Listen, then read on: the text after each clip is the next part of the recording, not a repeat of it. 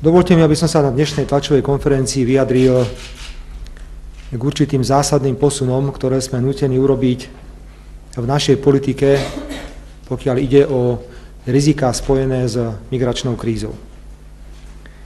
A robíme tak preto, lebo sme boli svedkami určitých udalostí vo Francúzsku, ale najnovšie sme boli svedkami zavrhnutia hodných udalostí v Nemecku a hoci sa píše a hovorí všeličo, vláda Slovenskej republiky vidí jasný súvis medzi migračnými vlnami a udalosťami v Paríži alebo ostatnými udalosťami v Nemecku.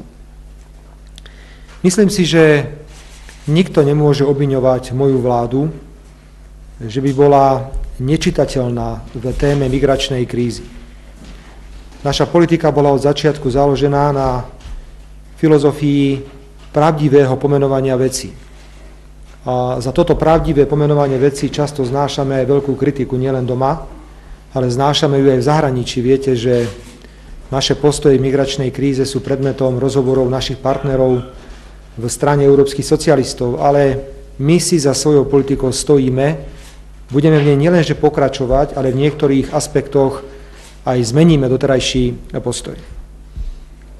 Oficiálne zastávame názor, že Európska únia a niektoré členské štáty podcenili a nezvládli riziká spojené s neriadeným prílevom migrantov do Európy. Očakávame tento rok, že do Európskej únie príde možno viac ako 3 milióny ďalších migrantov a v týchto dňoch je to len počasie, ktoré bráni nekontrolovanému a neriadenému prílevu tisícok migrantov, predovšetkým cez Turecko a potom Grécko do Európskej únie. Dámy a páni, odmietli sme, aby sa na základe väčšinového rozhodnutia proti vôli viacerých členských štátov Európskej únie, vrátane Slovenska, nútili krajiny prijímať na svoje územie utečencov s diametrálne odlišným spôsobom života a hodnotami. Vždy sme hovorili, že nie je možné akceptovať tento diktát, že všetky rozhodnutia, ktoré krajina v oblasti migračnej krízy prijíma, musia byť založené na princípe dobrovoľnosti a suverénneho rozhodnutia tej alebo onej krajiny. A tento principiálny postoj sme premietli nielen do hlasovania, pokiaľ ide o povinné kvóty, ale aj do rozhodnutia podať žalobu na súd v Luxemburgu proti rozhodnutiu Rady ministrov vnútra o povinných kvótach. Jednoducho, dámy a páni, my sme presvedčení vo vláde Slovenskej republiky, že myšlienka multikultúrnej Európy je nerealizovateľná, je to fikcia a je to sen. Jednoducho to nefunguje. A ak niečo nefunguje, tak sa to nedá používať ani aplikovať v reálnom živote. Slovensko je naďalej pripravené aktívne pôsobiť vo všetkých finančných a ochranných mechanizmoch, ktoré majú eliminovať negatívne dôsledky migračnej krízy. Hovoril som o peniazoch. Prispeli sme nielen do fondu pre Turecko, ale vyčlenili sme 21 miliónov eur do rôznych fondov, ktoré majú pomôcť pri možno aj situáciách ohrozenia života, zdravia ľudí, ale aj do iných fondov, ktoré sú spojené s migračnou krízou. Myslím si, že sme urobili mimoriadne štedré ponuky na príspevky v podobe ľudí. Či je to Frontex, 100 ľudí, alebo možno ďalšie medzinárodné inštitúcie, ktoré požadujú od členských štátov, aby poslali svojich expertov. Sme zástancami a myslíme si, že myšlienka Európskej pohraničnej a pobrežnej stráže je dobrá. A nebudeme sa v žiadnom prípade baviť alebo komplikovať situáciu teoretickými úvahami o suverenite. V tomto prípade, ak nefunguje ochrana šengenskej hranice, je to aj naša hranica. Či je to úplne jedno, či je to talianska šengenská hranica, alebo je to hranica šengenská v Maďarsku, alebo je to v Poľsku, je to aj naša hranica. Preto tieto úvahy opúšťame a myslíme si, že myšlienka má svoje rácio a budeme ju podporovať. Ak nie je schopná členská krajina Európskej únie garantovať bezpečnosť šengenskej hranice, bezpečnosť musia garantovať spoločné medzinárodné pohraničné a pobrežné síly, ktoré sa na tento účel vytvoria. Slovensko je solidárne v bilaterálnej spolupráci. Poslali sme policajtov, vojakov do Maďarska, do Slovinska, najnovšie do Macedónska a každá krajina, ktorá nás požiada o pomoc, bude vypočutá a v rámci našich možností vyjdeme v ústrety. Pomáhame krajinám, ktoré sú pod obrovským tlakom migrácie. Spomeniem napríklad Rakúsko, kde Gabčíkové máme ľudí, ktorí žiadajú v Rakúsku o politický azyl. Vážené dámy a páni, ak to nebol Paríž, tak by to malo byť Nemecko a udalosti z konca tohto roku, ktoré by mali otvoriť oči niektorým ľuďom na Slovensku, ale predovšetkým, ktoré by mali byť odpoveďou ľuďom, ktorí úmyselne zľahčujú bezpečnostné rizika. A hovorím aj o pánovi prezidentovi, hovorím aj o médiách, hovorím o opozičných politikoch. Jednoducho, toto, čo sa udialo v Nemecku, musí otvoriť oči. A musí byť odpoveďou všetkým na Slovensku, že bezpečnostné riziká sú jednoducho obrovské. Dovolte mi, aby som vás informoval, že pred chvíľkou vyšla správa, že nemecká tajná služba oznámila najvyššie ohrozenie Západu zo strany islamistov, vyššie ako v čase útoku na dvojičky v New Yorku. To nie sú žiadne naše výmysly. Opierame sa o spravodajské informácie a hovoríme o nich včas, veľmi jasne a predovšetkým preventívne. Nesúhlasím s názormi, že by sa nemali vlády podeliť s občanmi vlastnej krajiny s informáciami o bezpečnostných hrozbách. Opakujem, nemecká tajná služba s takouto informáciou vyšla. Po druhé si myslím, že udalosti v Nemecku a v Paríži by mali byť odpoveďou všetkým tým, ktorí tvrdia, že migranti s iným náboženstvom, inými tradíciami sa dajú ľahko integrovať. Nedajú sa ľahko integrovať. Jednoducho to nejde. A túto pravdu si musíme povedať. Vidíme, aké getá povznikali v mnohých štátoch, vo Francúzsku, v Belgicku. Do týchto lokalít ani nechodia policajti, je tam samostatný spôsob života, vysoký stupeň kriminality. Jednoducho ukazuje sa, že myšlienka multikultúrnej Európy zlyhala a že nie je možná prirodzená integrácia ľudí, ktorí majú iný spôsob života, iné myslenie, iné kultúrne zázemie a predovšetkým iné náboženstvo. Ďalej by mala byť jasnou odpoveďou udalosť v Nemecku a v Paríži tým, ktorí hovoria, že povinné kvóty treba realizovať. Veď sme to počuli od niektorých na Slovensku, že teda ak sa o nich rozhodlo, treba ich realizovať. Nie, odpovedám, žiadne povinné kvóty sa na Slovensku realizovať nebudú. Rovnako je to odpoveď aj tým, ktorí doteraz odmietali fakt, že absolútna väčšina migrantov sú muži vo veku od 25 do 35 rokov. V súvislosti s udalostiami v Nemecku sa objavili informácie, 80% migrantov v Nemecku muži a z týchto 80% muži vo veku od 25 do 35 rokov.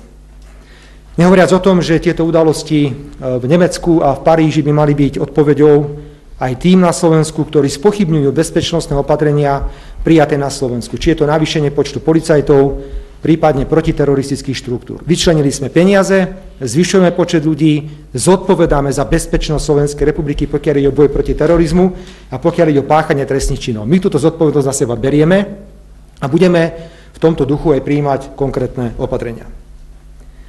Vážené dámy a páni, Slovensko musí byť zabezpečené pred hrozbami, ktoré neregulovaná migrácia so sebou prináša. Nás nemôže nikto obviňovať, že o bezpečnostných hrozbách a súvise medzi migráciou a terorizmom sme hovorili ešte pred Parížom.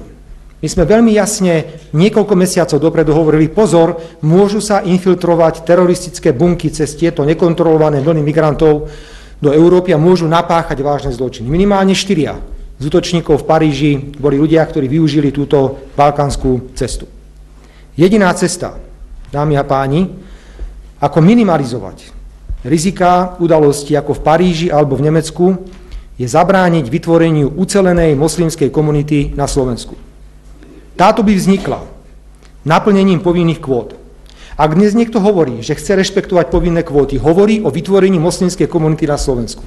Áno, na základe povinnej kvóty to malo byť možno do 2000 ľudí, ale ak by sa realizovali tzv. Trvalé povinné kvóty, dá sa hovoriť až o 50 000 migrantov iného náboženstva, iných tradícií, inej kultúry, ktorí by automaticky vytvorili na Slovensku jednu ucelenú moslimskú komunitu so všetkými rizikami, ktoré dnes vidíme v Paríži, v Nemecku, v Belgicku a v ďalších krajinách, kde takéto komunity aj vznikli. Dámy a páni, to, čo sa stalo v Nemecku, sa samozrejme mohlo stať aj v iných krajinách, ktoré majú diametrálne odlišnú politiku k migrantom. Sú krajiny, ktoré otvorili náruč a dnes zatvárajú vlastné hranice. Hovoria o obmedzovaní prístupu ľudí do vlastných krajín. Je zvláštne, že Dnes cestujete z Rakúska do Nemecka a musíte absolvovať cestné kontroly, hraničné kontroly. To isté platí dnes pre Dánsko, to isté platí aj pre Švédsko.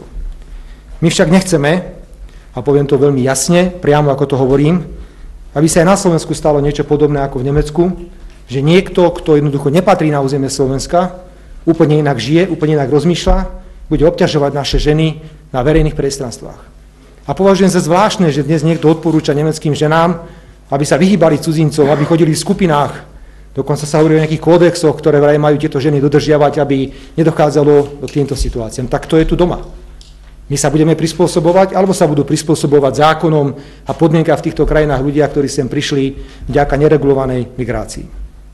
Z tohto dôvodu mi dovolte oznámiť dva zásadné posuny, pokiaľ ide o politiku vlády Slovenskej republiky. Prvý zásadný posun je, že budeme finančnú pomoc, ktorú alokujeme na migračnú krízu, veľmi jasne orientovať predovšetkým na ochranu vonkajšej hranice. Čiže ak od nás budú chcieť peniaze, tak budeme hovoriť, dobre, dáme peniaze, ale chceme, aby tieto peniaze neskončili v nejakých fondoch, potravinových alebo iných. Chceme, aby tie peniaze skončili v bezpečnostných štruktúrach a zložkách, ktoré budú chrániť vonkajšiu hranicu Schengenu, pretože len vtedy vyriešime problém v Európe, ak zastavíme neregulované migračné toky. Dámy a páni, v priemere teraz nám chodí od 1000 do 4000 migrantov denne do Európy, napriek tomu, že je zima. Čo bude teda na jar, ak OSN hovorí o 3 miliónoch ľudí? Ako týchto ľudí zastavíme? Čo budeme robiť potom, ak ďalšie 3 milióny ľudí vstúpia na územie Európskej únie a bude dochádzať podobným incidentom, ako to vidíme v poslednom čase? Že chceme sústrediť peniaze a budeme ich ponúkať na vytváranie rôznych bezpečnostných štruktúr, ktoré zastavia migračné toky do Európy, pretože ak budeme ďalej púšťať ľudí, situácia bude úplne nezvládnutelná. To je teda prvá zmena. Chceme finančné toky preorientovať na ochranu vonkajšej hranice Schengenu. Druhá zásadná zmena je, dámy a páni, my sme vždy hovorili, že odmietame diktát, odmietame povinné kvóty. Súčasne sme hovorili, že to má byť suverénne právo štátu sa rozhodnúť, koho na svoje územie príjme alebo nepríjme, alebo komu poskytne pomoc. Bolo naším suverénnym právom a našou dobrovoľnosťou, ak sme ponúkli Rakúšanom spoluprácu a dnes na nejaký čas zabezpečujeme ubytovanie pre rakúskych žiadateľov o politický azyl, s tým, že postupne títo ľudia odchádzajú preč. Vždy sme presadzovali myšlienku dobrovoľnosti, ale nie povinnosti alebo nejakého diktátu. Tu dochádza k zmene. A chcem skonštatovať, že nie len, že odmietame a budeme naďalej odmietať akékoľvek pokusy o povinné kvóty. Nie len, že budeme odmietať všetky pokusy o presadenie trvalých kvót, na základe ktorých až 50 000 ľudí by mohlo byť na Slovensko dovezených. Ale oznamujem, že ani na dobrovoľnom základe, ani na suverénnom dobrovoľnom základe neurobíme žiadne rozhodnutie, ktoré by viedlo k možnosti vzniku ucelenej moslimskej komunity na Slovensku so všetkými rizikami, ktoré dnes vidíme v niektorých európskych krajinách. Toto je jediná cesta, ako zabrániť udalostiam, ktoré sa stali v Paríži, alebo eliminovať riziká, ktoré sú spojené s pobytom týchto ľudí na území členských štátov Európskej únie. Teda ani na základe diktátu, ani na základe dobrovoľnosti nebudeme robiť žiadne rozhodnutia, ktoré by viedli k vzniku ucelenej moslimskej komunity, pretože to prináša vzhľadom na rozdielne kultúrne tradície, možno aj vzhľadom na motiváciu týchto ľudí prísť do Európy obrovské bezpečnostné riziká. Ďakujem pekne.